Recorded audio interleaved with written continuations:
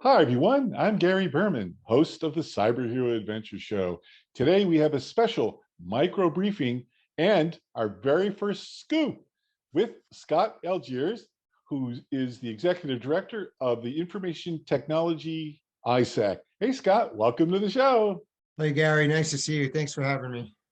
It's a real privilege. And I'm so excited about what we're about to learn about because part of our mission is to shine the light on the unsung cyber heroes who toil in anonymity at work, at home, at school. And finally now a big organization is going to, follow in our tiny footsteps. And so without getting too far ahead of that, what's your big announcement, Scott? Yeah, thank you, Gary. So it was announced today that the IT-ISAC will be featured on a program called Advancements with Ted Danson on CNBC in the second quarter of this year. So we're really happy and thrilled, to be profiled on this program. The subject of the program will be talking about the future of cyber threats and how the IT sector is organizing to combat them, and the role of the IT-ISAC in mitigating, helping companies mitigate some of these threats that they're facing today and in the future. Well, I'm going to have to say this. Cheers. Yeah, thank you. Cheers. Yes, yes. So, When I think that's awesome is when you're talking to people about this, everybody knows him from someplace else, right? He's Becker. He's from Cheers. He's from the Good Place. So everybody knows him from different shows. Obviously, he's had a long successful career in acting, and this advancements program that he has now on CNBC is really interesting as well. and so help our audience understand, sort of the segue of that. Ted Danson, obviously a highly regarded thought leader in many areas, very talented in many different ways. Help us understand a little bit about advancements and why Ted? Well, the program focuses on the future. It's a more future-oriented program. If you go on his website, and if you've ever seen his other programs before, there's artificial intelligence. So there's a lot of futuristic elements to this program, future thinking. And one of the key threats today, obviously, is in cyberspace, but these threats will be different in the future, right? So, there's some collaboration today that's ongoing. The cyber threat today that we're facing and we're helping companies fight is different from the threat that was 20 years ago, but it's still the evolution of the same organization, the evolution of the same principles to meet today's threat, right? Which was not the threat that it was 20 years ago when the ISAC first started.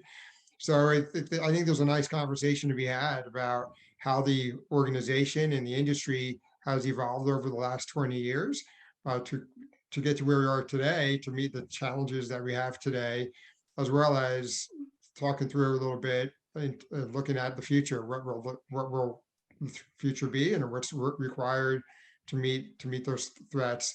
So, but I think it's a combination of a good story in both ends, right?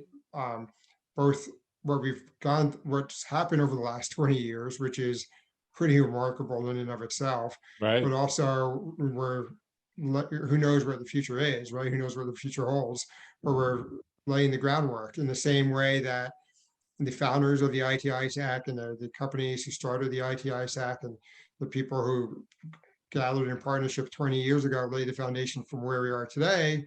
We'd like to think that we're building on that foundation. So 20 years from now, we'll be even stronger and able to be addressing future threats. Indeed. And I remember from one of the times that you appeared on the Cyber Hero Adventure Show, you actually said a phrase that I thought was incredibly relevant, that you're standing on the shoulders of giants. And if memory serves me, you wanted to honor a particular hero in your sector. Can you tell our audience about him?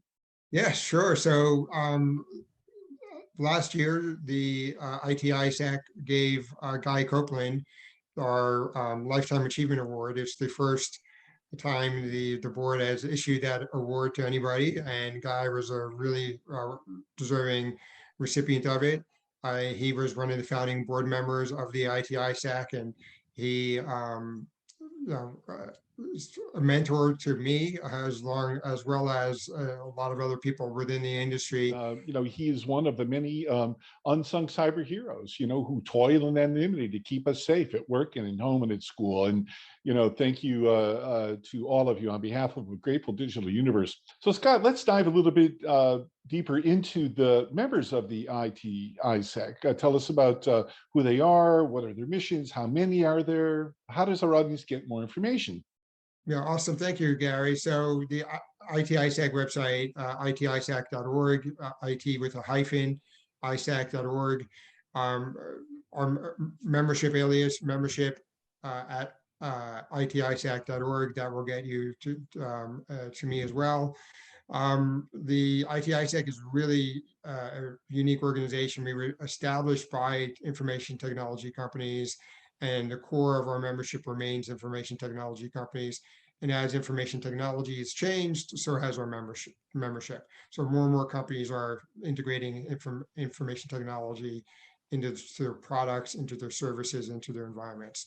So we now represent or support 3 critical infrastructure sectors. There's the IT industry, there's the elections industry, and the elections industry includes the voting technology companies, the companies who make the voting machines, Right. and then food and agriculture companies. So companies in the food and agriculture industry who, feed us every day, right? Well, there've just been some attacks in the supply chain, so that don't mess with Americans' meat, right?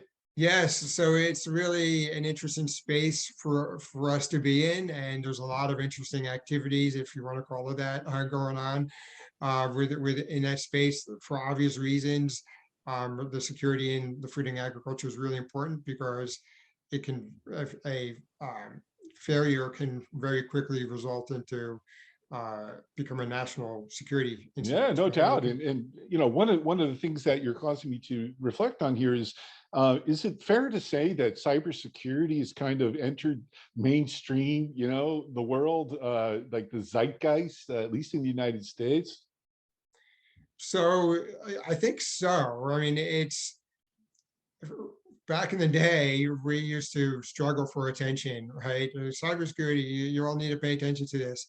I think, people understand cyber threats now, even if people don't understand what they can do about it. I think people understand that there's vulnerabilities out there, and that they understand the impacts they can have. I think one of the unfortunate spaces where we're at today is that the average user, the people who interact with technologies or aren't cybersecurity professionals, don't fully comprehend, I think, how they can contribute to enhance cybersecurity.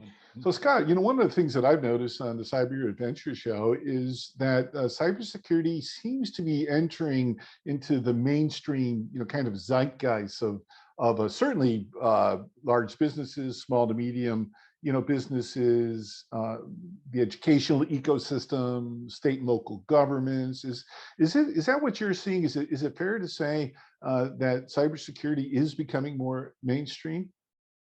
So that's an interesting point, Gary. So I think the answer to that is yes. So cybersecurity is being integrated throughout our society more than it has been in the past.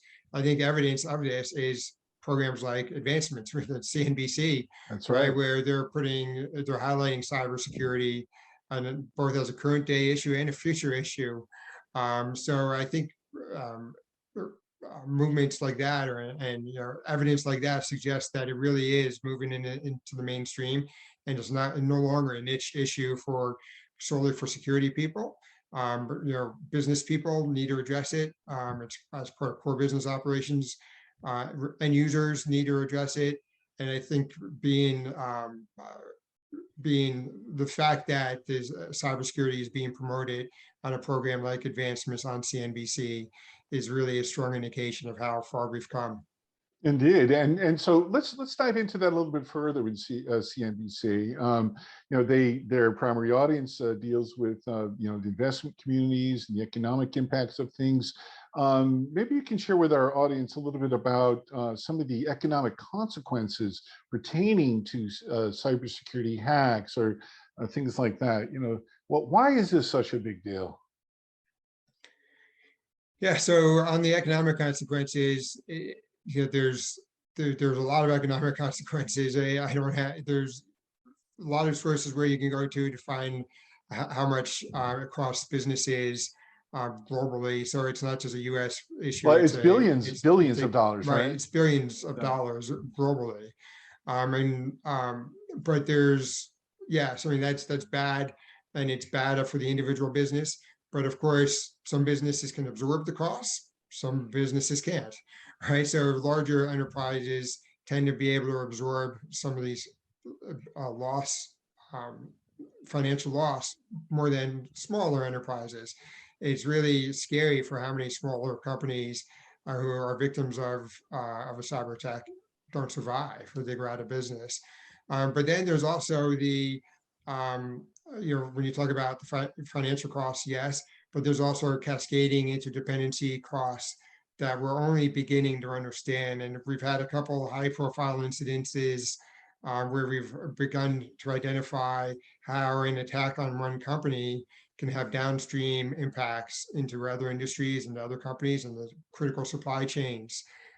So it's yes, financial cost is a really huge issue, but also there's this interdependencies analysis that is underway to try and figure out and better understand how how a failure in the cybersecurity in one industry or one company can cascade across beyond that company and impact uh, not just supply chain companies in their supply chain, but across sectors, right? That makes a lot of sense. Well, I wish we could go on and on. We'd love to have you on the Cyber Hero Adventure Show. You're one of our favorite guests, so thanks for who you are and what you do and why you do it. And congratulations on this amazing announcement with Ted Danson and advancements on CNBC. When is this going to air?